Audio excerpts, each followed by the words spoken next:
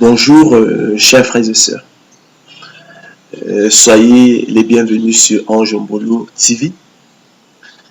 C'est toujours pour moi un réel plaisir de venir à vous, afin qu'ensemble nous rendions au pied du Seigneur, partager le pain de vie, la bonne nouvelle de la grâce de Dieu, la bonne nouvelle de l'élection de la grâce, la bonne nouvelle de la prédestination des yeux de Dieu au salut. Je me lasse, chers frères et sœurs, je me lasse point, chers frères et sœurs, de vous enseigner les mêmes choses. Et comme dirait l'apôtre Paul, pour vous cela est salutaire. Nous allons poursuivre ce matin notre série de conférences consacrée à l'élection de la grâce et à la prédestination des yeux de Dieu au salut.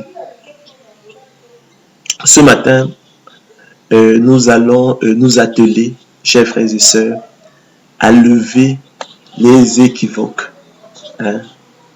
qui sont à la source, à l'origine de la confusion que fait le sens commun de l'idée biblique de prédestination et du conte profane et absurde du fatalisme.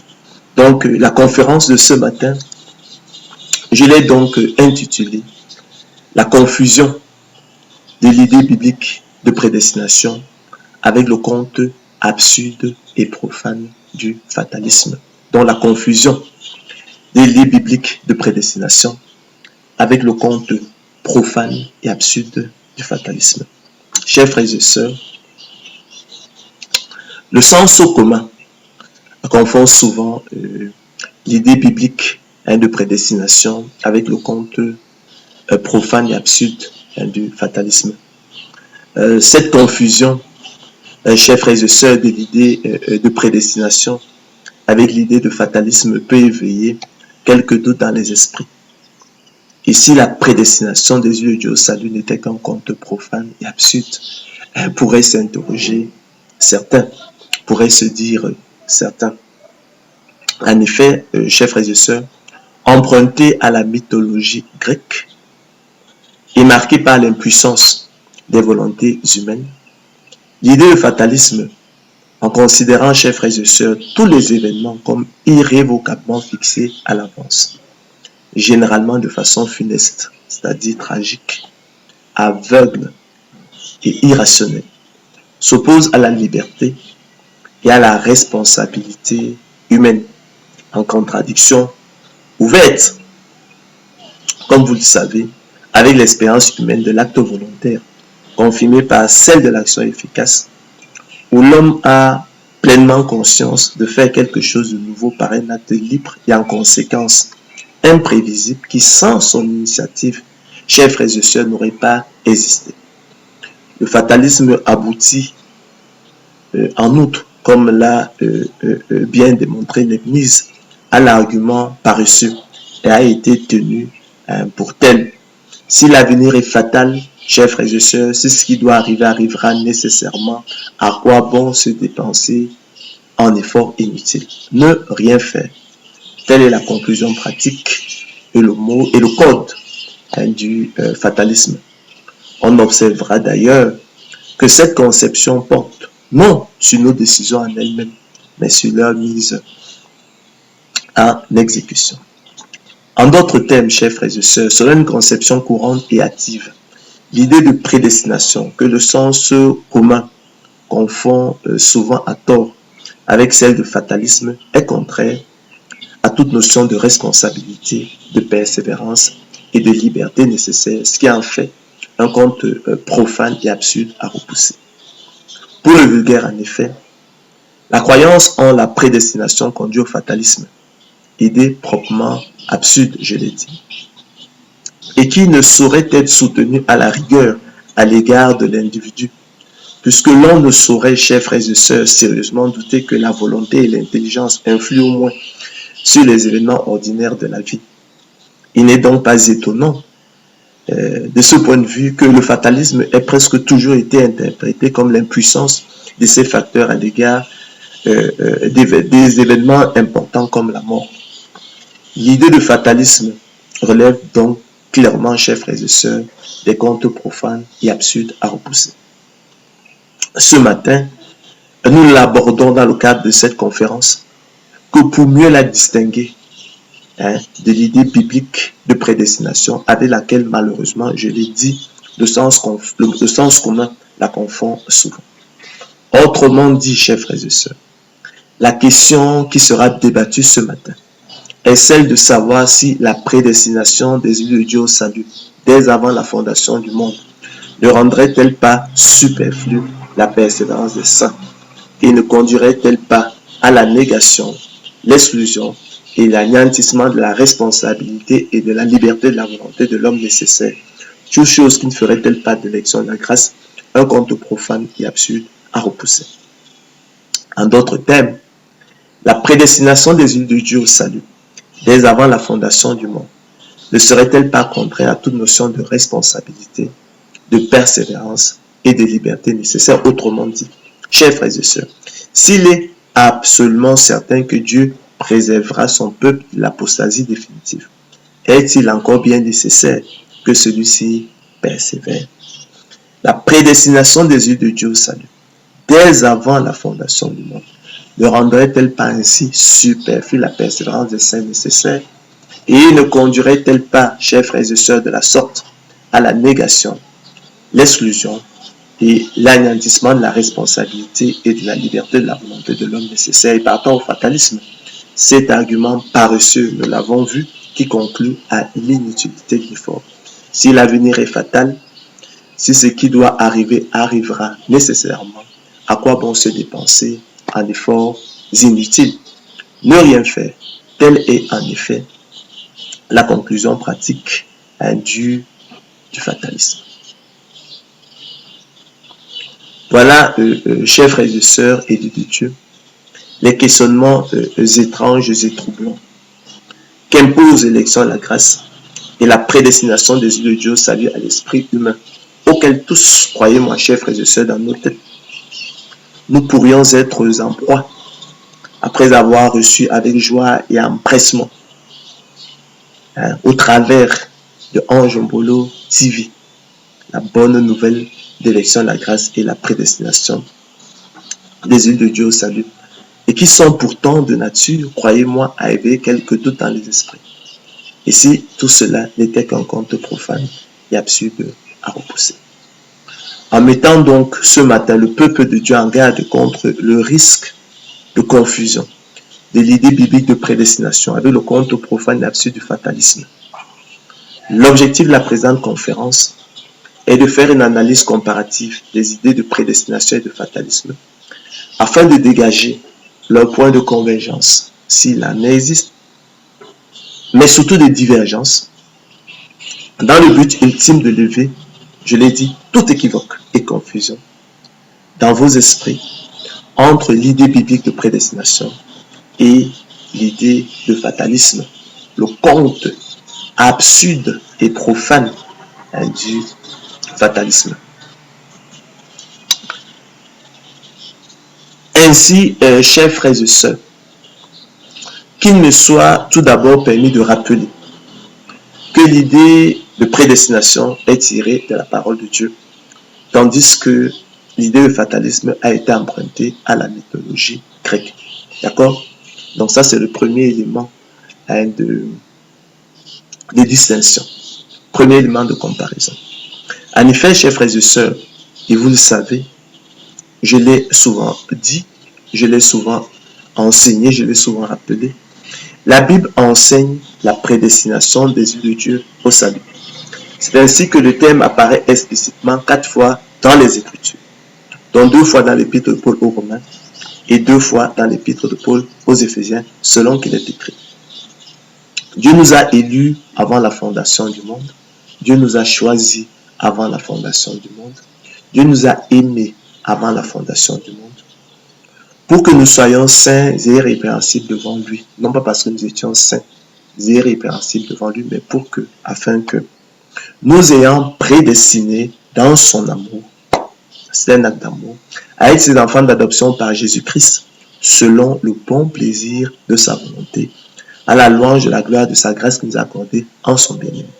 Nous sommes aussi devenus héritiers, explique l'apôtre Paul, ayant été prédestinés, suivant la résolution de celui qui opère toutes choses d'après le conseil de sa volonté, afin que nous servions à la louange de sa gloire, nous qui d'avance avons espéré en Christ. Ça, c'était l'épître de Paul aux Éphésiens. Alors, allons maintenant dans l'épître de Paul aux Romains, avec la chaîne d'or d'élection de la grâce. Selon qu'il est écrit, nous savons du reste que toute chose concourt au bien de ceux qui aiment Dieu, de ceux qui sont appelés selon son dessein. Car ceux qu'il a connus d'avance, ceux qu'il a aimés d'avance, ceux qu'il a choisis d'avance, ceux qu'il a élus d'avance, il les a aussi prédestinés à être semblables à l'image de son Fils, afin que son Fils fût le premier-né entre plusieurs frères. Et ceux qu'il a prédestinés, il les a aussi appelés. Et ceux qu'il a appelés, il les a aussi justifiés. Et ceux qu'il a justifiés, il les a aussi glorifiés. Telle est, chers frères et sœurs, la chaîne d'or de l'élection de la grâce, à laquelle effectivement, vous, téléspectateurs, auditeurs de Ange Mbolo TV, vous êtes déjà familiers. Donc, la prédestination de Dieu est donc biblique. Ce n'est pas une fiction, ce n'est pas une invention, mais elle est puisée des Écritures. En revanche, chers frères et sœurs, explique le ministre Xavier Darcos dans un article intitulé Plutos que Big Brothers, paru dans la revue française des Deux Mondes. L'idée qu'une puissance mystérieuse calcule et programme le destin collectif trouve une partie de son origine, dit-il, dans la pensée magique ou religieuse de l'Antiquité. D'accord? Donc ça c'est diamétral. On est là dans deux mondes opposés, diamétralement. La représentation, dit-il, d'un héros aveugle, aliéné par une volonté cachée ou manipulé par une fatalité supérieure, est le fondement de la tragédie grecque, rappelle-t-il. Les dieux ne cessent d'intervenir directement dans la vie des hommes, souvent pour régler d'ineptes querelles qui leur sont propres. Les personnages tragiques semblent alors les marionnettes de rancœur ou de jalousie divine. Le théâtre antique est le spectacle de cette crise suscitée par un dérèglement imposé par les dieux, dit-il. Alors, cette tension va provoquer une succession d'événements jusqu'au dénouement qui sera catastrophique, dit-il. La marge de liberté laissée au personnage ne sert qu'à rendre visible le piège dans lequel il se débat sans pouvoir changer le cours des choses. Les dieux conduisent les événements, même s'il n'est pas toujours facile de discerner les principes qui les inspirent. Le destin, sans vraie morale et sans équité immédiatement perceptible, dicte des lois impénétrables et souvent féroces. Les aléas des hommes et le diktat des dieux se confondent pour que le pire soit sûr et qui blesse le plus grand nombre. Le complot des dieux se joue ainsi des passions humaines. Il est l'agent principal, invisible et omniprésent. Cette conception, chers frères et sœurs, explique-t-il, avant de structurer le théâtre tragique, est déjà présente dans les épopées les plus anciennes. Car, rappelle-t-il, les héros archaïques, à commencer par ceux d'Homère, sont peu maîtres de leurs initiatives. Tel ou tel dieu a transformé chacun d'eux en champion de sa cause ou en victime de son courroux. Un dieu de l'Olympe ou quelques démons inspirent à la réalité leurs décisions, leur donnant du courage ou de la prudence, les faisant réussir ou rater ce qu'ils entreprennent bon gré, mal gré. Et chers frères et sœurs, poursuit-il, les dieux qui imposent ces contraintes dirimantes autrui se plaignent souvent de ne pouvoir s'en franchir eux-mêmes d'une nécessité suprême, d'être, pour ainsi dire, les exécuteurs des arrêts du destin. Ce fatalisme sans fond, en abîme, n'est pas seulement souligne-t-il un thème de fiction artistique pour les anciens. Comme les poètes tragiques, les premiers historiens s'en réclamaient également, souligne-t-il. Toutes les créatures tentent vainement de se dégager des manigances et des complots célestes. C'est proprement l'histoire commune, chers frères et sœurs, de toute la mythologie. Des personnages qui transgressent la règle divine, souvent sans malignité d'ailleurs, et qui en subissent les conséquences. Prenons l'exemple de Sisyphe, dit-il, car son sort résume à lui seul tous les outrages des dieux vengeurs. L'imagination populaire en a bien retenu le châtiment, alors que d'autres damnés infernaux tels que Ixion ou encore Tantale ont moins fixé l'attention. Car le symbolisme de Sisyphe saute aux yeux. La vie avec ses hauts et ses bas, les efforts humains toujours recommencés, la stérilité d'une répétition qui n'aboutit pas, l'inanité des éternels retours, cycle d'une vie parmi d'autres. C'est pourquoi le complot des dieux aboutit à un châtiment le plus terrible possible. Les dieux veulent humilier Sisyphe par le truchement de ce qu'ils détestaient le plus, la fixité et la banalité, la redite éternelle, sans excusation ni échappée possible. Le banni sur sa colline, arpenté et descendu sans fin, témoignera éternellement, chers frères et sœurs, qu'il fut trop libre, déconcertant et trop rétif au destin, au point de se jouer de la mort elle-même. La punition de Sisyphe, écrit-il, paraissait déjà disproportionnée à Ovide, aux yeux de qui les dieux sont injustes et tourmenteurs.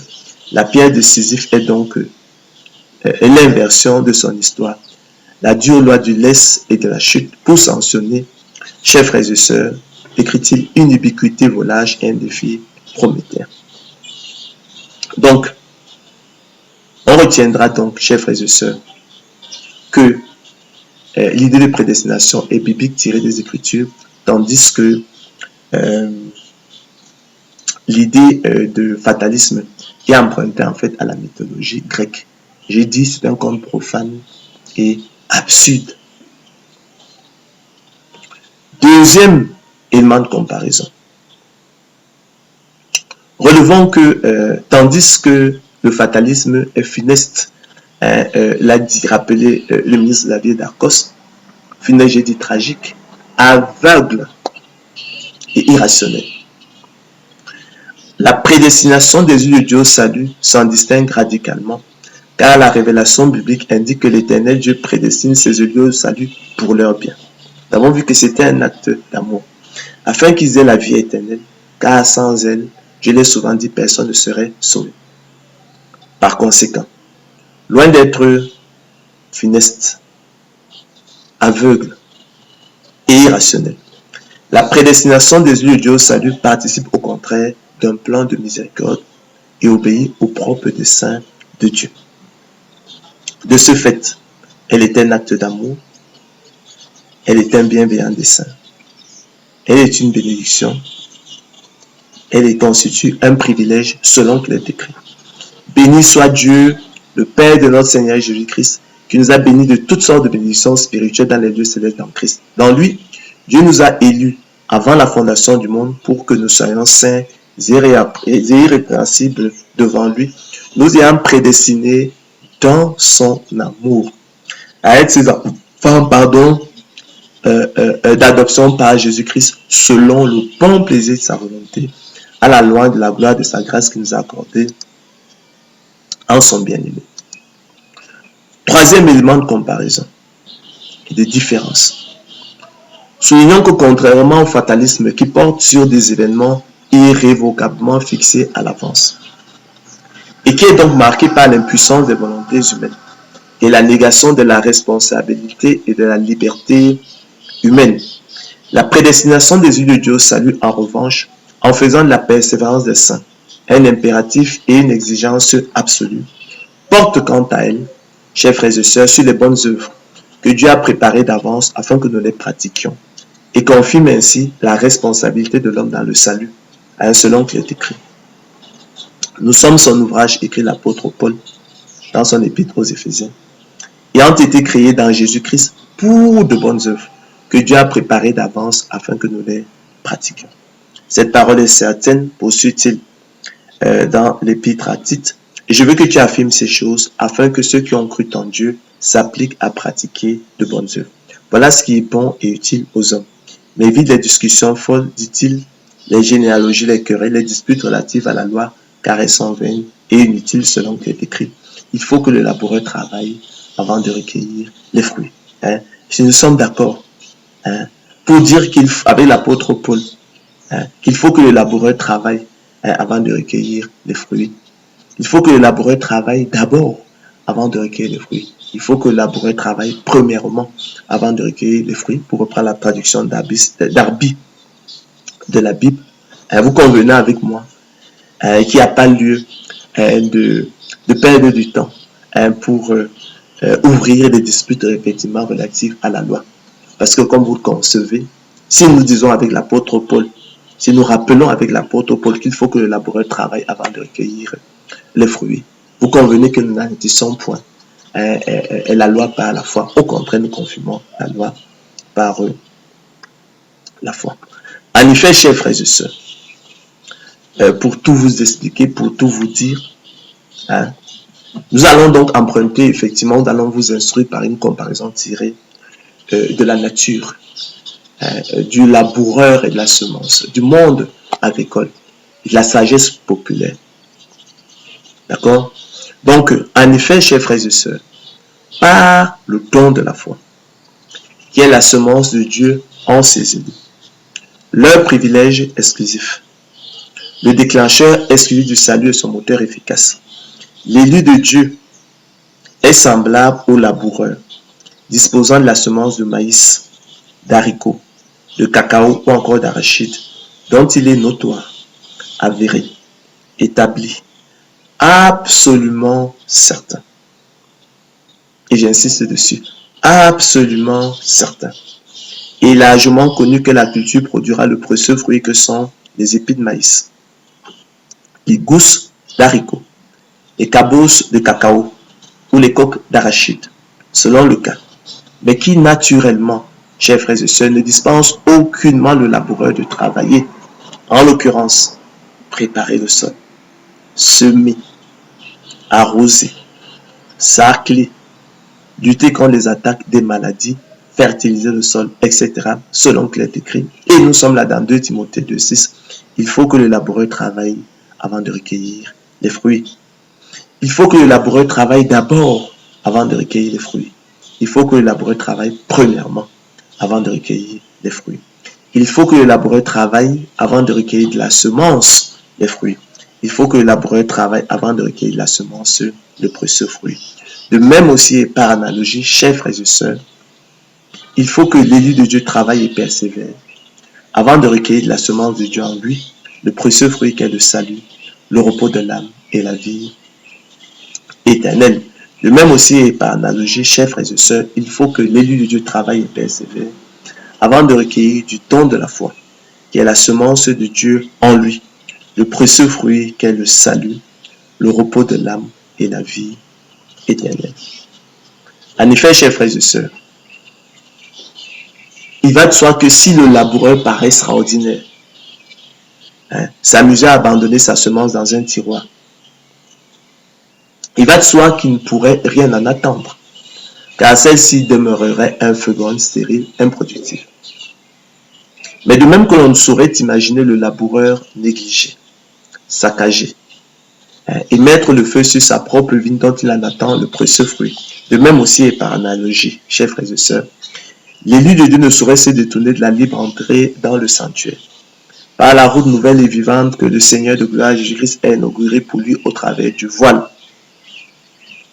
Il a déchiré en deux par le milieu depuis le haut jusqu'en bas, pour s'approcher du grand souverain sacrificateur selon l'ordre de Melchisédek, qui peut sauver parfaitement ceux qui s'approchent de Dieu par lui, étant toujours vivant pour intercéder en leur faveur, et qui, après d'avoir été élevé à la perfection, est devenu pour tous ceux qui lui obéissent l'auteur d'un salut éternel. Car, chers frères et sœurs, de même que le précieux fruit de la vigne est un bien que le laboureur désire, de même aussi et par analogie, chers frères et sœurs, le salut est un bien que l'élu de Dieu désire ardemment. Depuis que par la nouvelle naissance, il est revenu à son bon sens et s'est dégagé des pièges du diable qui s'est emparé de lui pour le soumettre, chers frères et sœurs, à sa volonté. Ainsi élu de Dieu, c'est à cause de nous qu'il a été écrit que celui qui laboure doit labourer avec espérance. Donc c'est à cause de nous, élus de Dieu, et de nous seuls, que dans les Écritures, il est écrit que celui qui laboure doit labourer avec espérance. Espérance ici comme attente confiante d'un bien qu'on désire. Car, chers frères et sœurs, explique l'apôtre Paul, c'est en espérance que nous sommes sauvés. Car nous aussi, explique-t-il, nous étions autrefois insensés, désobéissants, égarés, asservis à toute espèce de convoitise et de volupté, vivant dans la méchanceté et dans l'envie, dignes d'être haïs et nous haïssant les uns les autres. Mais lorsque la bonté de Dieu, notre Sauveur, et son amour pour les hommes ont été manifestés, il nous a sauvés. Non à cause des œuvres de justice que nous aurons faites, mais selon sa miséricorde. Par la nouvelle naissance opérée par le Saint-Esprit qu'il a répandu sur nous avec abondance par Jésus-Christ notre Sauveur, afin que, justifiés par sa grâce, déclarés justes par sa grâce, nous devenions en espérance héritiers de la vie éternelle. Or, l'espérance qu'on voit n'est plus espérance, dit-il. Ce qu'on voit, peut-on l'espérer encore? Mais si nous espérons ce que nous ne voyons pas, nous l'attendons avec persévérance, fidélité, courage, travail, zèle, détermination. À cet égard, chers frères et sœurs, rappelons que l'espérance est par définition l'attente confiante d'un bien qu'on désire. Donc, espérance, attente confiante d'un bien qu'on désire. La définition, toutes ces définitions sont importantes. Là, je prends la peine de vous les donner parce qu'effectivement, à travers elles, effectivement, vous comprendrez mieux ce dont nous parlons. En revanche, si vous ne comprenez même pas le sens des mots qu'on utilise, vous pourrez difficilement vous en sortir. Donc, espérance, attente confiante d'un bien qu'on désire. Et la persévérance, c'est l'action de persévérer. C'est la conduite, c'est la qualité d'une personne qui persévère. Le verbe persévérer, pour sa part, signifie continuer de faire, d'être ce qu'on a résolu par un acte de volonté renouvelé. Donc, le verbe persévérer, pour sa part, signifie continuer de faire, d'être ce qu'on a résolu par un acte de volonté renouvelé.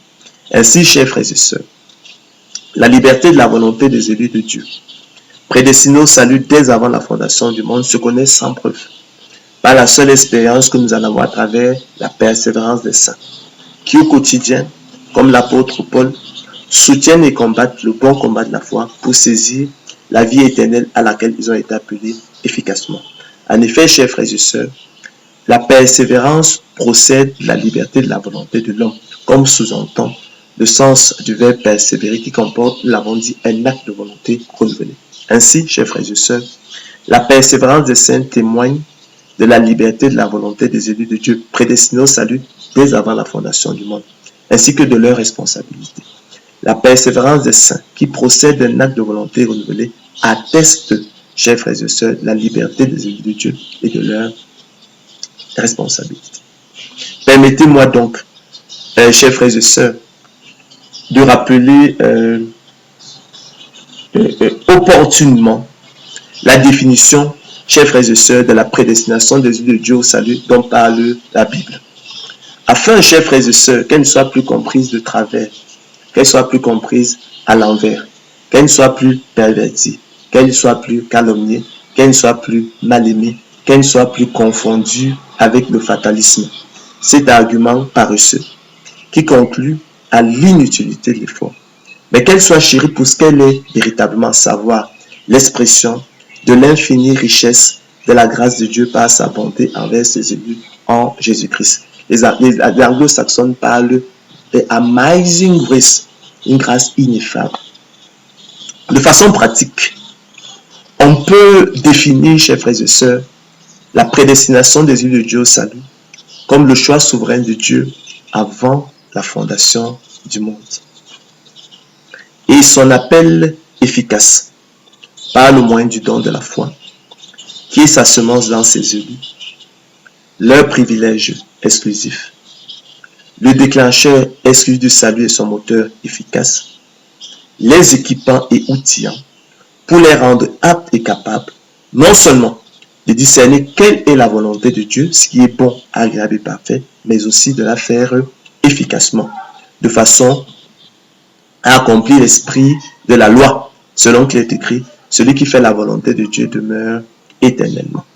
Quiconque fait la volonté de Dieu, celui-là est mon frère, ma soeur et ma mère, a rappelé le Seigneur Jésus-Christ. En l'occurrence, aimer Dieu, croire au Seigneur Jésus-Christ, le Sauveur du monde, prendre plaisir à la loi de Dieu et se réjouir en suivant ses préceptes comme possédant tous les trésors, en faire ses délices et ses conseillers, rechercher Dieu de tout son cœur, avec un cœur honnête et bon, soutenir et combattre le bon combat de la foi, pour saisir la vie éternelle à laquelle ils ont été appelés efficacement, choisir les ordonnances de Dieu, rechercher la sanctification sans laquelle personne ne verra le Seigneur, mener une vie de sainteté, se préserver des souillures du monde, être zélé pour les bonnes œuvres, prier sans cesse, entrer dans le sanctuaire pour s'approcher du grand souverain sacrificateur selon l'ordre de Melchisédek, Jésus, le Fils de Dieu, qui peut sauver parfaitement ceux qui s'approchent de Dieu par lui, étant toujours vivant pour intercéder en leur faveur, et qui, après avoir été élevé à la perfection, est devenu pour tous ceux qui lui obéissent l'auteur d'un salut éternel, les distinguant ainsi de l'homme animal, des réprouvés, selon qu'il est écrit. Il vous a été fait la grâce par rapport à Christ de croire en lui, il vous a été fait le privilège par rapport à Christ de croire en lui. Mais l'homme animal ne reçoit pas les choses de l'Esprit de Dieu, mais l'homme animal n'accepte pas les choses de l'Esprit de Dieu. Pourquoi? Car elles sont une folie pour lui. Et il ne peut les connaître, il ne peut les aimer. Parce que c'est spirituellement qu'on en juge. Donc, dans cette histoire de prédestination, donc, il y a donc deux idées. D'accord? On a parlé du choix souverain de Dieu avant la fondation du monde, chers frères et sœurs. Ça, c'est le premier élément. Mais ensuite, il y a son appel efficace par le moyen du don de la foi, qui est sa semence dans ses élus, leur privilège exclusif, le déclencheur est celui du salut, son moteur efficace. Alors, par le moyen du don de la foi, il les équipe, il les outille pour les rendre aptes et capables, non seulement de discerner quelle est la volonté de Dieu, ce qui est bon, agréable et parfait, mais aussi de la faire efficacement. En l'occurrence, il les rend aptes et capables d'aimer Dieu. D'accord?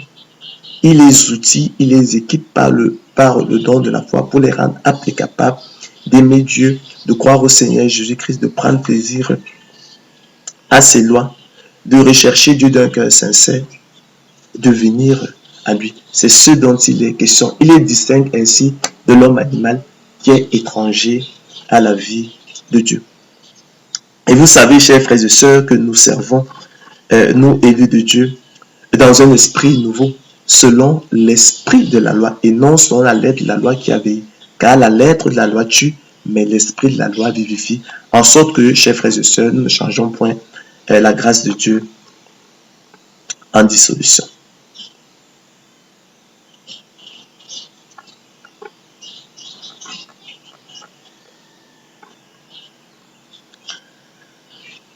Ainsi, chers frères et sœurs, comme vous pouvez le voir, c'est en espérance que nous sommes sauvés. L'apôtre Paul l'a rappelé dans son épître,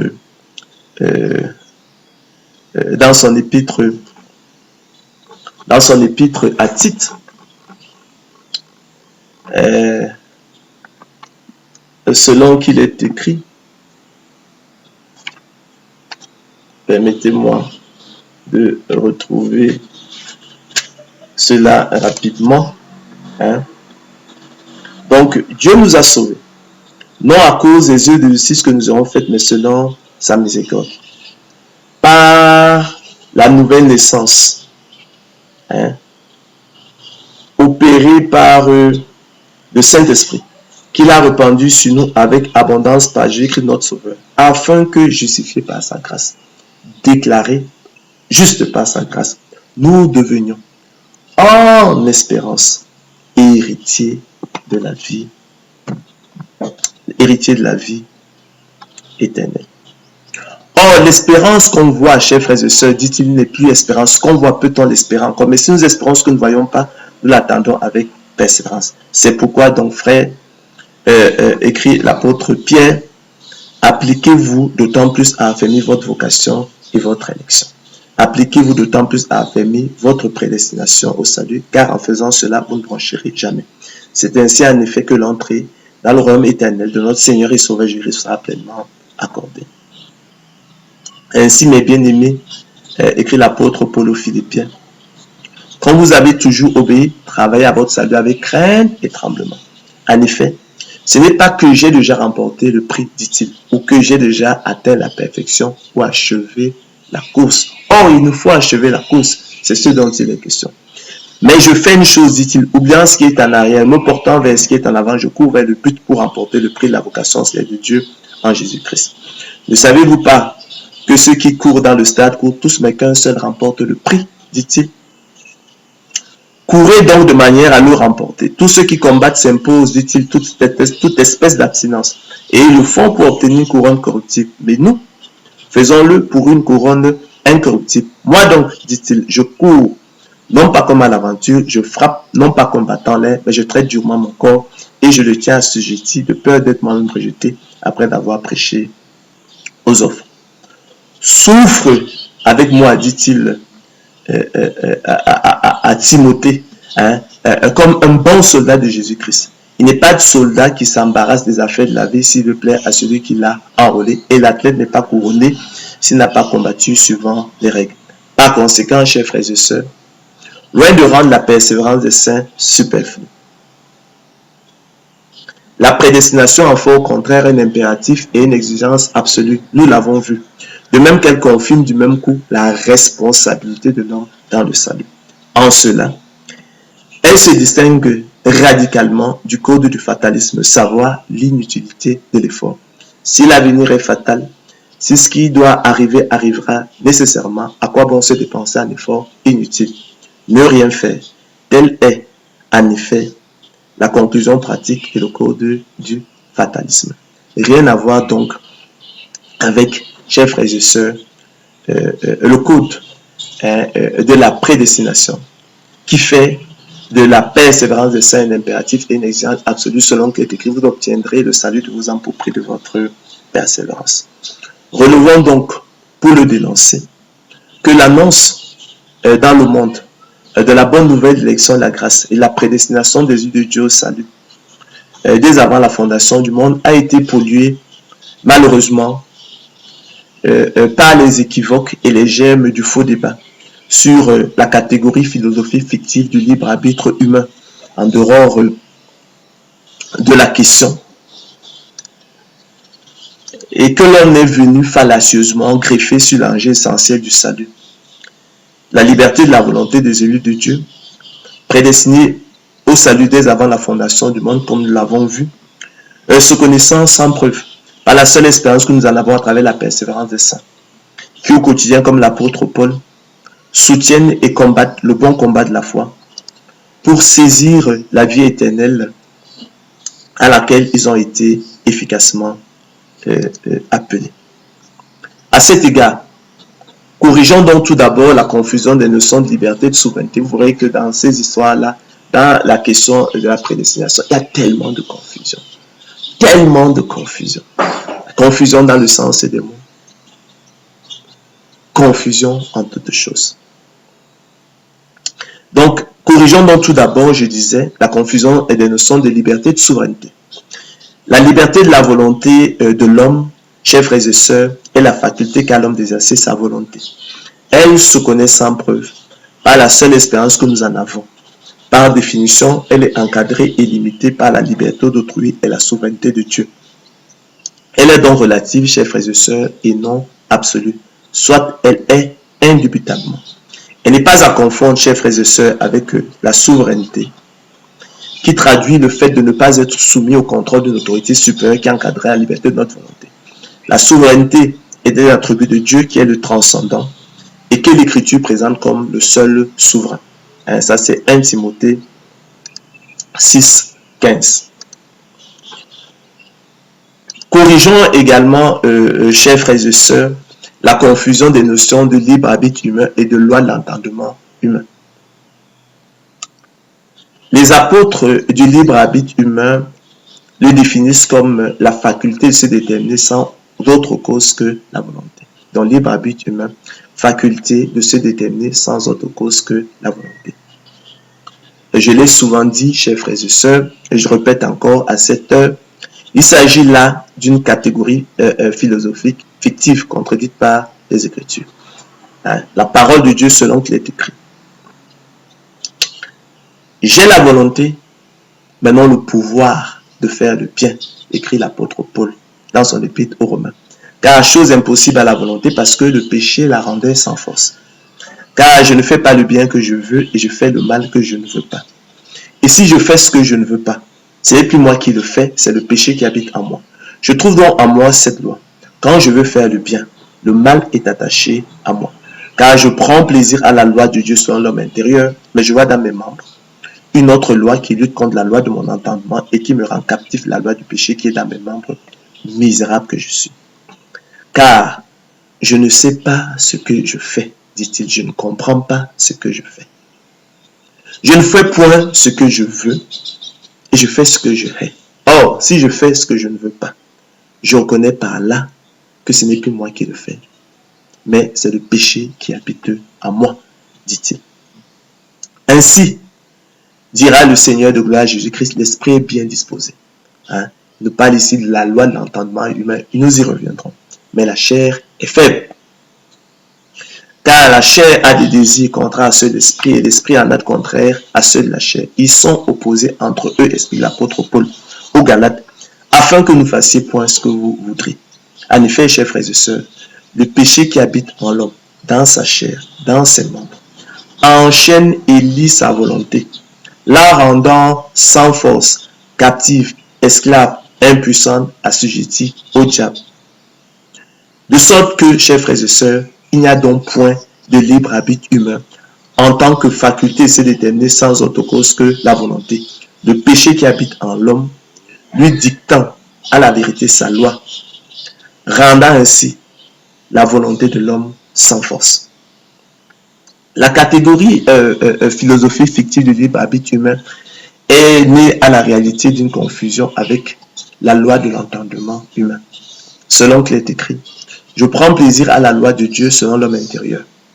Mais je vois dans mes membres une autre loi qui lutte contre la loi de mon entendement et qui me rend captif de la loi du péché qui est dans mes membres, misérable que je suis, dira l'apôtre Paul. La loi de l'entendement humain, chers frères et sœurs, est le pouvoir qu'a la raison humaine de se déterminer librement. Donc la loi de l'entendement humain est le pouvoir qu'a la raison humaine de se déterminer librement. Elle est opposée, chers frères et sœurs, à la loi du péché et porte l'homme à prendre plaisir à la loi de Dieu, à choisir le bien qui nous séduit et à rejeter le mal qui nous répugne. L'homme ne pouvant délibérément choisir le mal à l'égal du bien, selon qu'il est écrit, je suis par l'entendement esclave de la loi de Dieu. Elle est, chers frères et sœurs, et reste un abstrait qu'il faut se garder d'ériger et qu'il ne faut pas ériger en concret. Selon qu'il est écrit, j'ai la volonté, mais non le pouvoir de faire le bien. Car chose impossible à la volonté parce que le péché la rendait sans force. Car je ne fais pas le bien que je veux et je fais le mal que je ne veux pas. Et si je fais ce que je ne veux pas, ce n'est plus moi qui le fais, c'est le péché qui habite en moi. Ce glissement dangereux semble allègrement avoir été opéré par les apôtres de l'évangile de la gloire de l'homme, qui l'ont érigé en concret et l'ont affublé du nom à la fois impropre et tendancieux de libre arbitre humain. Comme ces singes que l'on affuble d'une jaquette et d'un chapeau haut de forme dans les cirques, pour les déguiser en hommes, afin de distraire les tout petits. Frères, ne soyez pas des enfants sous le rapport du jugement. Mais pour la malice, soyez des enfants. Mais à l'égard du jugement, hein, souligne l'apôtre Paul, soyez des hommes faits. Je rappelle, chers frères et sœurs, que par l'adjectif abstrait, j'entends ce qui n'a pas forcément pris sur la réalité, mais peut éventuellement être neutralisé. Ce qui n'est pas forcément efficace. On parle encore d'une puissance hypothétique. Et par concret, en revanche, j'entends ce qui a une prise sur la réalité et ne peut être neutralisé. Ce qui est efficace. Hein? On parle encore d'une puissance efficace. Par l'adjectif efficace, j'entends qui produit l'effet qu'on en attend. Hein? Et comme synonyme d'efficace, c'est actif, puissant et souverain. Donc, en faisant donc de la loi de l'entendement humain, qui est un abstrait,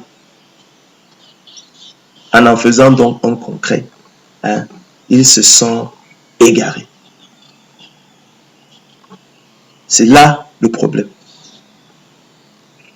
L'erreur, chers frères et sœurs, des théories du libre arbitre humain et de toutes celles qui s'inspirent d'une conception analogue a été précisément d'admettre que la liberté existe également chez tous. Selon la formule célèbre de Sartre, l'homme est condamné à être libre.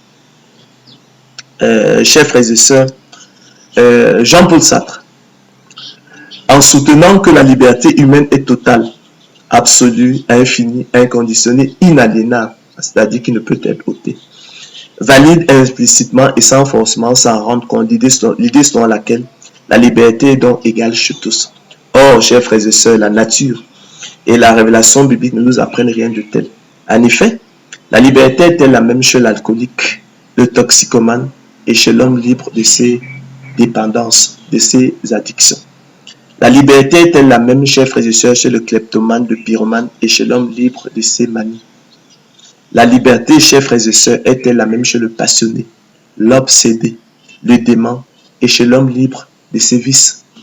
Chers frères et sœurs, la liberté est-elle égale chez l'homme non régénéré et chez l'homme régénéré? Que vous en semble-t-il?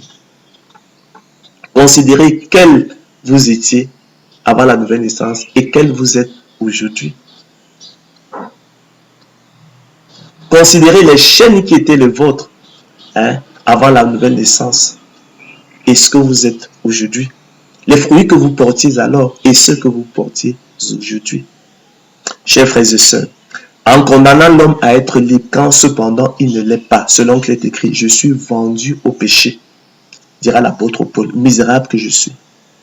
Jean-Paul Sartre, que Bernard-Henri Lévy présente comme le plus grand intellectuel français du XXe siècle, a attribué à l'homme une liberté imaginaire, fictive, totale, absolue, infinie, inconditionnée, inaliénable, c'est-à-dire qui ne peut être ôtée, et par conséquent égale chez tous, a ainsi hypothéqué et ruiné son projet philosophique. En effet, la nature nous apprend que la liberté effective est plutôt relative, en escalier, par marches successives, par degrés, par paliers, l'homme étant d'autant plus libre qu'il est au-dessus des passions, chers frères et sœurs.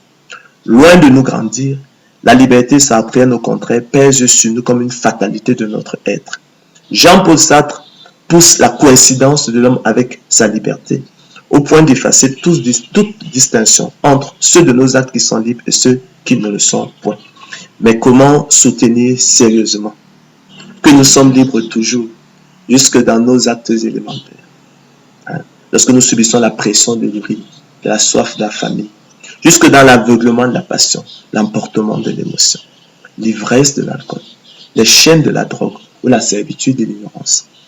Chers frères et sœurs, ce que Jean-Paul Sartre nomme ici liberté n'est pas ce qu'on entend d'ordinaire sous ce nom. Ne soyez pas des enfants sous le rapport du jugement. D'accord? Comme l'a fait remarquer un commentateur inspiré, une telle liberté est dérisoire et aliénante. Une liberté, chers frères et sœurs, qui se confond avec nos chaînes.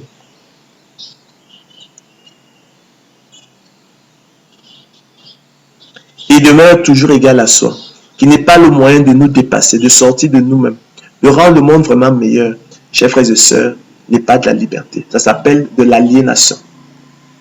De façon négative, relevons aussi, chers frères et sœurs, que l'Écriture abonde également de témoignages qui indiquent à suffisance que l'idée biblique de la prédestination n'aboutit point à l'exclusion, l'anéantissement et la négation de la responsabilité de l'homme, selon qu'il est écrit.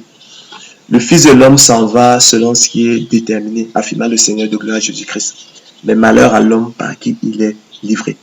Mieux vaudrait pour cet homme qui ne fût pas né. En effet, chers frères et sœurs, expliqua à l'apôtre Pierre, il fallait que s'accomplisse ce que le Saint-Esprit dans l'Écriture a annoncé d'avance par la bouche de David au sujet de Judas, qui a été le guide de ceux qui ont saisi Jésus. Il était compté parmi nous, dit-il, il avait part au même ministère. Cet homme, ayant acquis un champ avec le salaire du crime, est tombé, s'est rompu par le milieu du corps et ses entrailles, et toutes ses entrailles se sont répandues. Homme israélite, poursuit-il, écoutez ces paroles. Jésus de Nazareth, cet homme à qui Dieu a rendu témoignage devant vous par les miracles, les prodiges et les signes qu'il a opérés par lui au milieu de vous.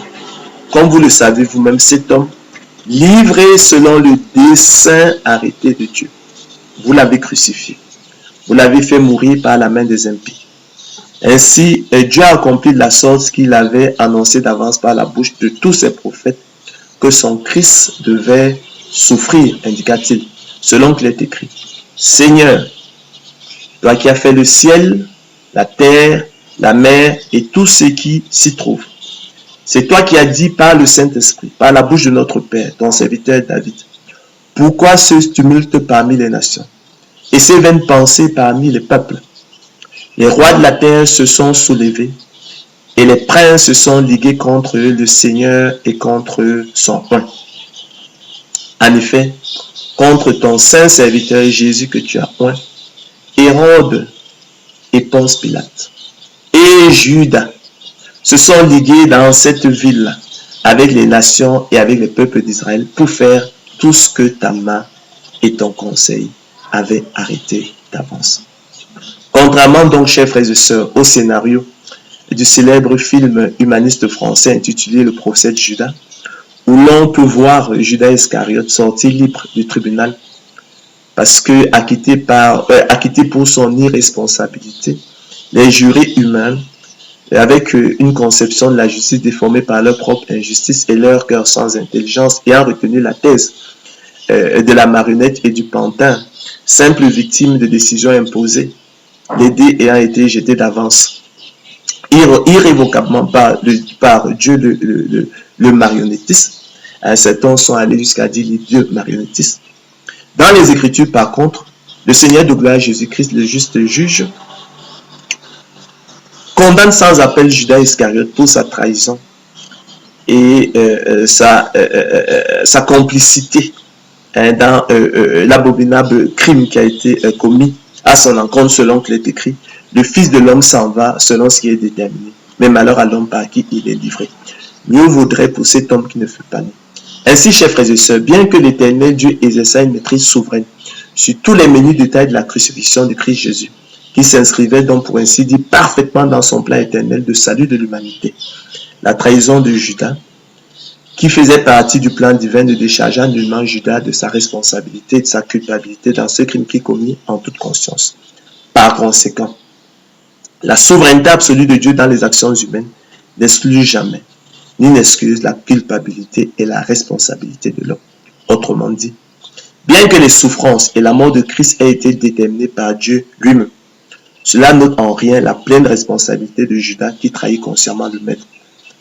C'est pourquoi Jésus pouvait déclarer « Malheur à l'homme par qui il est livré, mieux vaudrait pour cet homme qui ne fût pas né. » À travers le procès de Judas Iscariote et sa condamnation sans appel par le juste juge, le Seigneur de gloire Jésus-Christ se trouve ainsi reposé et élucidé une fois pour toutes, j'espère, élu de Dieu, tout le problème de la souveraineté de Dieu et de la responsabilité de l'homme, obscurci et pollué par la propre injustice de l'homme et son cœur sans intelligences. Quatrièmement, chers frères et sœurs, relevons que bien que la prédestination fasse de la persévérance des saints un impératif et une exigence absolue, en rupture, en contradiction ainsi avec le code du fatalisme qui conclut effectivement à l'inutilité de l'effort et qu'elle confirme par ailleurs la responsabilité de l'homme dans le salut. Cependant, elle exclut catégoriquement et ne laisse aucun mérite à l'homme dans le salut.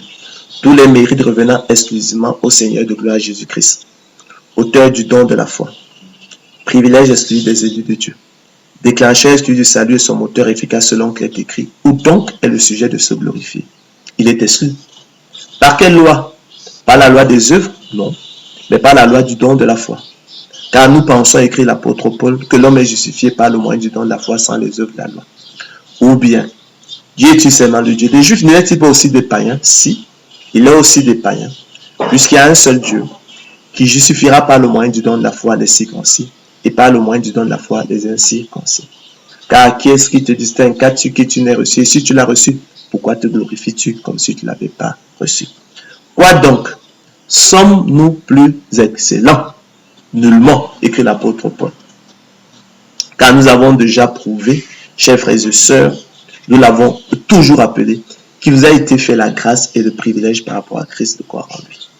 Or, cette grâce du don de la foi n'a pas été faite au monde, selon le bon plaisir et la volonté de Dieu, selon qu'il est écrit. Oracle, parole de l'Éternel sur Israël. En ce jour-là, et jamais avant, je m'efforcerai, dit l'Éternel, de détruire toutes les nations qui viendront contre Jérusalem. Alors je répandrai sur la maison de David et sur les habitants de Jérusalem un esprit de grâce et de supplication. Ça, c'est le don de l'esprit, le don de la foi à salut. Et ils tourneront les regards vers moi, celui qu'ils ont percé. Ça, c'est la conversion d'Israël, la foi en la vérité, la foi au Seigneur Jésus-Christ. Ils pleureront sur lui comme on pleure sur un fils unique. Ils pleureront amèrement sur lui comme on pleure sur un premier-né. Zacharie 12, 1 à 10. C'était ainsi, chers frères et sœurs, la résurrection nationale d'Israël ne se produira pas avant ce temps marqué.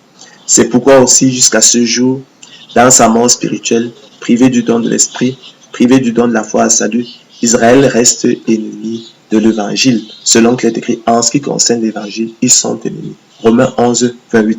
Et tourne encore le dos au roi des rois, au Seigneur des seigneurs, au roi des Juifs, à Yeshua Hamashiach. Aussi, bien-aimé de Dieu, l'apôtre Pierre adresse-t-il sa seconde épître à ceux qui ont reçu en partage une foi du même prix que la nôtre, à l'exclusion du monde. Selon qu'il est écrit, Simon Pierre, serviteur apôtre de Jésus-Christ, à ceux qui ont reçu en partage une foi du même prix que la nôtre, à ceux qui ont eu comme don naturel une foi du même prix que la nôtre, par la justice de notre Dieu et du Sauveur Jésus-Christ. Recevoir en partage, c'est avoir comme don naturel. L'expression la justice de Dieu, chers frères et sœurs, renvoie naturellement au salut. Alors, que dirons-nous donc? Y a-t-il en Dieu de l'injustice? Loin de là. Car la miséricorde, je l'ai souvent dit, n'est pas un droit et personne ne saurait l'exiger. L'Éternel, chers frères et sœurs, fait simplement ici de son bien ce qu'il veut, selon qu'il est écrit. Ne m'est-il pas permis de faire de mon bien ce que je veux? En l'occurrence, chers frères et sœurs, il plonge la main dans son trésor. Il le distribue gratuitement à ceux qui n'y ont point droit au regard de leur indignité. C'est l'infinie richesse de la grâce de Dieu à l'œuvre, plutôt que de souligner et de se réjouir de la bonté ineffable de Dieu envers les élus. Étonnamment, l'homme animal, déchu, présomptueux et vaniteux, avec une conception de la justice déformée par sa propre injustice et son cœur sans intelligence, crie à l'injustice. N'étant pas du nombre des élus, objet de la miséricorde divine, il aurait voulu, dans sa méchanceté et sa jalousie, préférer que l'Éternel privât l'humanité de sa grâce, afin que nul ne fût sauvé et que tous périrent également, de la même façon, dans l'état ardent de feu et de soufre. Voilà ce que, dans sa propre injustice et son cœur sans intelligence, l'homme déchu appelle justice. Chers frères et sœurs, n'est-il pas plutôt encore dans la confusion? Ne confond-il pas l'injustice supposée de Dieu, dont la justice est infaillible, avec la propre méchanceté et jalousie de son cœur, selon qu'il est écrit. Où vois-tu d'un mauvais œil que je sois bon? Instruisons-nous, chers frères et sœurs, par la parabole des ouvriers loués à différentes heures, relatée par le Seigneur de gloire, Jésus-Christ, à Matthieu 21 à 15. J'ai fait toute une conférence consacrée effectivement à la question de la justice infaillible de Dieu, à la lumière justement la parabole des ouvriers loués à différentes heures. Donc je vous y renvoie. Mais instruisons-nous aussi ce soir, ce matin, je vais dire par une comparaison tirée des pourboires. Les pourboires qui sont laissés, chers frères et sœurs, à la discrétion des clients et des visiteurs dans les restaurants, les hôtels, les cafés, les supermarchés et les taxis. Quelle lumière radieuse, chers frères et sœurs, s'en dégage. C'est le même principe qui est à l'œuvre. Qu'est-ce en effet qu'un pourboire? C'est la somme d'argent donnée par un client au serveur dans un café, un restaurant, en su du prix demandé, exigé, convenu. C'est la somme d'argent remise à titre gracieux par le client à un travailleur salarié. L'adjectif gracieux signifie ici qu'il est accordé sans être dû, sans que rien soit exigé en retour. Il ne s'agit ni moins ni plus que d'un cadeau. Parce qu'il ne s'agit point d'un droit. Alors, le pourboire est laissé à la discrétion du client, c'est-à-dire au bon plaisir de sa volonté. Faut-il souligner que ce dernier n'y est même pas tenu? C'est dire, chers frères et sœurs, que le client pourrait même ne pas donner le pourboire ou en donner à l'un et non pas à l'autre, et qu'il ne serait pas injuste pour cela. C'est dire que l'on évolue ici, chers frères et sœurs, sur un terrain différent de celui de la justice et de l'injustice. C'est le domaine du bon plaisir de la volonté du client. Il en va de même de l'élection, de la grâce et de la prédestination des yeux de Dieu au salut, qui sont selon le bon plaisir de la volonté de Dieu. Nous l'avons lu dans l'épître de Paul aux Éphésiens. Nul n'y a droit, chers frères et sœurs, et nul ne saurait l'exiger. Autant, chers frères et sœurs, l'on ne saurait parler de justice ou d'injustice dans le cas du pourboire, autant l'on ne saurait en parler dans le cas de l'élection, la grâce et la prédestination des yeux de Dieu au salut. C'est le domaine du bon plaisir. Chers frères et sœurs, en condamnant tout le genre humain à l'état ardent de feu et de soufre, l'Éternel leur verse leur salaire selon la loi. Le principe, la règle, selon qu'il est écrit. Maudit est quiconque n'observe pas tout ce qui est écrit dans le livre de la loi et ne le met pas en pratique. C'est l'équivalent de la somme due pour le service et les œuvres accomplies. Pour nous, c'est justice, car nous recevons ce qu'ont mérité nos crimes, reconnus l'un des malfaiteurs crucifiés avec le Christ. En sortant quelques-uns, en l'occurrence ces élus, l'Éternel leur fait un cadeau que nul ne saurait exiger. C'est l'équivalent du pourboire versé à titre gracieux ensuite de ce qui est exigible.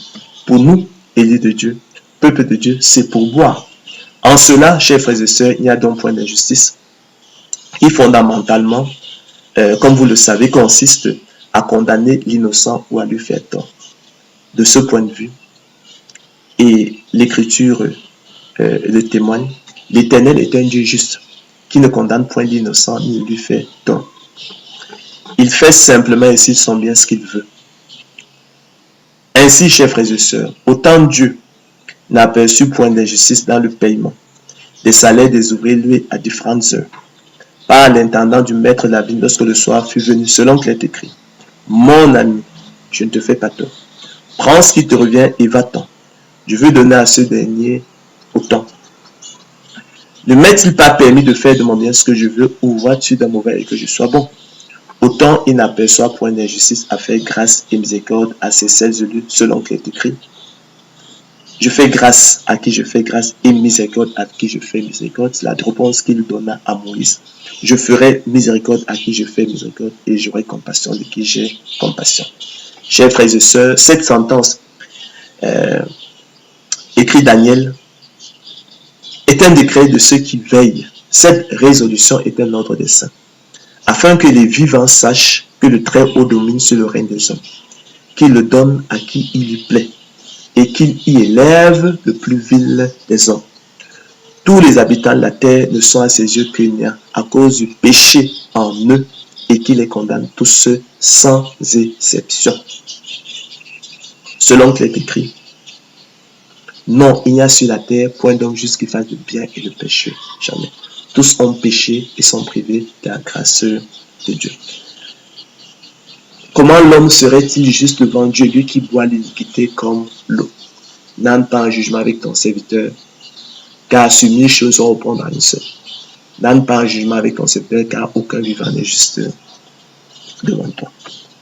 Aussi, il agit comme il lui plaît avec les habitants de la terre, et il n'y a personne qui résiste à sa main ou que lui dise « Que fais-tu » Oh, dira Job, que la majesté de Dieu est redoutable. Nous ne serons parvenus jusqu'au Tout-Puissant. Grand par la force, par la justice, par le droit souverain, il ne répond pas. C'est pourquoi, dit-il, les hommes doivent le craindre, ils ne portent les regards sur aucun sage. Ainsi, chers frères et sœurs, tout mérite que l'homme voudrait s'attribuer dans le salut ne serait qu'imaginaire et usurpation. À cet égard, il est hautement significatif que tous ceux à qui il a été fait le don de la foi, tous ceux qui ont reçu en partage la foi à salut, tous ceux à qui il a été fait la grâce par rapport à Christ de croire en lui viendront à lui, selon qu'il est écrit, tout ce que le Père me donne viendront à moi. Tout ce que le Père m'a donné viendront à moi. Tout ce que le Père m'a donné dès avant la fondation du monde viendront à moi. Et tous ceux qui ont été privés du don de la foi iront assurément à la perdition. Soulignons, chers frères et sœurs, que ce point particulier du cours de la prédestination des yeux de Dieu au salut semble constituer l'un des moteurs centraux de la confusion avec l'idée de fatalisme. En effet, en sacrifiant sur l'autel de la grâce divine toute idée de mérite de l'homme dans le salut, en excluant radicalement, catégoriquement, ne laissant aucun mérite à l'homme dans le salut, la prédestination des yeux de Dieu au salut semble dérouter et troubler le sens commun, qui croit y discerner le code et la conclusion pratique du fatalisme, savoir ne rien faire donc, en confondant les notions voisines mais distinctes d'effort et de mérite. J'entends par effort ici, chers frères et sœurs, le travail, la peine, la persévérance, et par mérite, la propre justice. C'est ce dont il est question. Nous parlons du salut. La supériorité propre, l'excellence propre, la qualité propre. Par extension, on entend par mérite ce qui rend une personne digne d'estime, de récompense, quand on considère la valeur de sa conduite, les difficultés surmontées. Or, chers frères et sœurs, rigoureusement, l'exclusion et la négation de toute idée de mérite de l'homme dans le salut, aucunement, ne sous-entend forcément l'inutilité de ses efforts selon qu'il est écrit. Dieu nous a sauvés, élus de Dieu, et nous seuls. Parce que je rappelle que le sens du verbe sauver, c'est procurer le salut éternel par l'espérance unique de la nouvelle naissance. Donc Dieu nous a sauvés, élus de Dieu, et nous seuls, et nous a adressé une sainte vocation, écrit l'apôtre Paul à Timothée, non à cause de nos œuvres, non à cause de nos mérites, mais selon son propre dessein et selon la grâce qui nous a été donnée en Jésus-Christ avant les temps éternels. Car nous aussi, nous étions autrefois insensés, nous l'avons dit, désobéissants, égarés, asservis à toute espèce de convoitise et de volupté, vivant dans la méchanceté, dans l'envie, dignes d'être haïs, nous haïssant les uns les autres. Mais lorsque la bonté de Dieu, notre Sauveur, son amour pour les hommes a été manifesté, il nous a sauvés. Non à cause des œuvres de justice que nous aurions faites, mais selon sa miséricorde. Par la nouvelle naissance opérée par le Saint-Esprit qu'il a répandu sur nous avec abondance par Jésus-Christ, notre Sauveur, afin que justifiés par sa grâce, déclarés juste par sa grâce, nous devenions en espérance héritiers de la vie éternelle. Cette parole est certaine, poursuit-il. Et je veux que tu affirmes ces choses afin que ceux qui ont cru en Dieu s'appliquent à pratiquer de bonnes œuvres. Car nous sommes son ouvrage et a été créé dans Jésus-Christ pour de bonnes œuvres que Dieu a préparées d'avance afin que nous les pratiquions. C'est pourquoi, frères, appliquez-vous d'autant plus, écrit l'apôtre Pierre, à affermir votre vocation et votre élection, votre prédestination au salut, car en faisant cela, vous ne broncherez jamais. C'est ainsi en effet que l'entrée dans le royaume éternel de notre Seigneur et Sauveur Jésus-Christ sera pleinement accordée. Travaillez, écrit l'apôtre Paul, à votre salut avec crainte et tremblement. Car c'est Dieu qui produit en vous le vouloir et le faire selon son bon plaisir. Voilà ce qui est bon et utile aux hommes dit-il à titre. Mais évite les discussions folles, les généalogies, les querelles, les disputes relatives à la loi, car elles sont vaines et inutiles selon que les Écritures nous l'avons dit. Il faut que le laboureur travaille avant de recueillir les fruits. Il faut que le laboureur travaille avant de recueillir la semence des fruits. Il faut que le laboureur travaille avant de recueillir la semence de précieux fruits. De même aussi et par analogie, chers frères et sœurs, il faut que l'élu de Dieu travaille et persévère avant de recueillir la semence de Dieu en lui, le précieux fruit qu'est le salut, le repos de l'âme et la vie éternelle. De même aussi et par analogie, il faut que l'élu de Dieu travaille et persévère avant de recueillir du don de la foi, qui est la semence de Dieu en lui, et son privilège exclusif, le précieux fruit qu'est le salut, le repos de l'âme et la vie éternelle. En créant et alimentant artificiellement un lien imaginaire et fictif entre l'inutilité de l'effort, qui est la conclusion pratique du fatalisme, et la négation de toute idée de mérite de l'homme dans le salut, qui est l'un des codes de la prédestination, laquelle nous demeurons. Je rappelle, fait de la persévérance des saints un impératif et une exigence absolue. Le sens commun confond faussement l'idée biblique de prédestination avec le conte profane absurde du fatalisme, en contradiction ouverte avec les Écritures. Ayant ainsi fait l'expérience de la liberté de la volonté de l'homme et de sa responsabilité à travers la persévérance des saints, nous en concluons, chers frères et sœurs, que la prédestination des yeux de Dieu au salut, dès avant la fondation du monde, loin de rendre superflue la persévérance des saints et de conduire à la négation, l'exclusion ou l'anéantissement de la liberté et de la responsabilité des yeux de Dieu, est bien plutôt libératrice et source de liberté. De même qu'elle fait de la persévérance des saints un impératif absolu et confirme du même coup la responsabilité de l'homme dans le salut, en lui déniant cependant tout mérite. Relevons, chers frères et sœurs, pour terminer, que l'idée de fatalisme est un conte profane et absurde dont le chrétien n'a que faire et qui serait seulement une sorte d'épouvantail et de masque hideux conçu pour épouvanter, défigurer, ridiculiser, railler, liquider, dissimuler et maintenir injustement captive la bonne nouvelle de la prédestination des yeux de Dieu au salut attestée par les Écritures, et que le Père Céleste nous a donné, à nous élus de Dieu, par sa grâce, afin qu'elle console nos cœurs. Et dont les apôtres, en révolte ouverte contre Dieu, dans une sorte de suicide collectif, verraient une libération contre l'obligation faite à l'homme d'exister au sein d'un réel qui lui est étranger, dont il n'arrive pas à prendre conscience. Lui qui clame, qui proclame, il n'y a ni Dieu ni maître, et qui dénonce la soumission à Dieu. Telle fut la vie de Jean-Paul Sartre, l'un de leurs éminents représentants, marqué par des crises de désespoir, et dont le premier roman, La Nausée, comme son titre l'indique, est un acte de révolte ouverte contre la soumission à Dieu. Soulignons que la liberté sartrienne, absolue, totale, infinie, inconditionnée, inaliénable, c'est-à-dire qu'il ne peut être ôté. Vous voyez comment c'est absurde lorsqu'on pense seulement à un toxicomane ou un alcoolique. Et égale chez tous débouche clairement sur les nerfs, de même que le thème de l'engagement politique de Jean-Paul Sartre, soulignant le chef et c'est précisément la fin de toute liberté. Ainsi, ils leur promettent la liberté, ils vous promettent la liberté quand ils sont eux-mêmes esclaves de la corruption, car chacun est esclave de ce qui a triomphé de lui. Mais vous, élus de Dieu, nous ne le dirons jamais assez, vous obtiendrez le salut de vos âmes pour prix de votre persévérance, que personne ne vous abuse. Tel est le cours de la prédestination des yeux de Dieu au salut, qui se distingue en cela du fatalisme, qui conclut pour sa part à l'inutilité de l'effort et conduit à l'argument paresseux. Si l'avenir est fatal, si ce qui doit arriver arrivera nécessairement, à quoi bon se dépenser en efforts inutiles? Ne rien faire. Telle est la conclusion pratique et le code du fatalisme. Rien à voir, chers frères et sœurs, avec le code de la prédestination des yeux de Dieu au salut, selon qu'il est écrit, vous obtiendrez le salut de vos âmes pour prix de votre persévérance. Ma prière à Dieu pour vous, au moment où nous achevons cette conférence, au moment où nous nous séparons, chers téléspectateurs de Ange Mbolo TV, ce qui plaise au Seigneur Jésus-Christ, d'humilier les yeux de votre cœur et de votre intelligence, afin que l'idée biblique de la prédestination ne soit plus confondue dans votre esprit avec le conte absurde et profane du fatalisme. Que personne donc ne vous trouble plus donc, que personne donc ne vous abuse plus donc.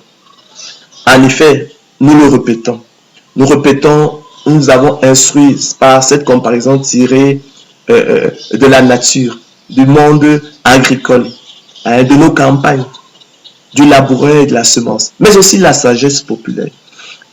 Je le répète donc, par le don de la foi, qui est la semence de Dieu en ses élus, leur privilège exclusif, le déclencheur exclu du salut et son moteur efficace. L'élu de Dieu est semblable au laboureur disposant de la semence de maïs, d'haricots, de cacao ou encore d'arachide, dont il est notoire, avéré, établi, absolument certain, je répète, absolument certain, et largement connu que la culture produira le précieux fruit que sont les épis de maïs, les gousses d'haricots, les cabosses de cacao ou les coques d'arachide, selon le cas, mais qui naturellement ne dispense aucunement le laboureur de travailler, en l'occurrence, préparer le sol, semer, arroser, sacler, lutter contre les attaques des maladies, fertiliser le sol, etc. Selon qu'il est écrit, il faut que le laboureur travaille avant de recueillir les fruits. Pour cela donc, la prédestination, chers frères et sœurs, n'est pas à confondre avec le fatalisme, idée empruntée à la mythologie grecque, marquée par l'impuissance des volontés humaines, qui s'oppose à la liberté et à la responsabilité humaine, en considérant les événements comme irrévocablement fixés à l'avance, généralement de façon funeste, aveugle et irrationnelle, et dont le code est ne rien faire. Si l'avenir est fatal, si ce qui doit arriver arrivera nécessairement, à quoi bon se dépenser un effort inutile? Ne rien faire. Telle est en effet la conclusion pratique du fatalisme qui se distingue en cela l'idée biblique de prédestination qui, pour sa part, fait de la persévérance des saints un impératif et une exigence absolue et confirme leur responsabilité selon qu'il est écrit.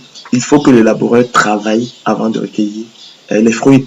Il faut que le laboureur travaille d'abord à Didabi avant de recueillir les fruits. Il faut que le laboureur travaille premièrement avant de recueillir les fruits. C'est pourquoi, frère, rappelle l'apôtre Pierre, appliquez-vous à affermir votre vocation et votre élection. Appliquez-vous à affermir votre prédestination au salut.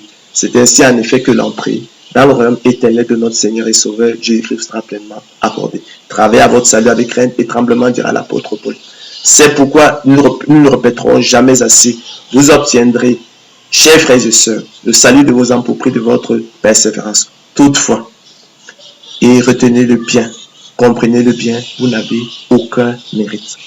Tous les mérites revenant exclusivement à l'auteur du don de la foi, le Seigneur de gloire Jésus-Christ.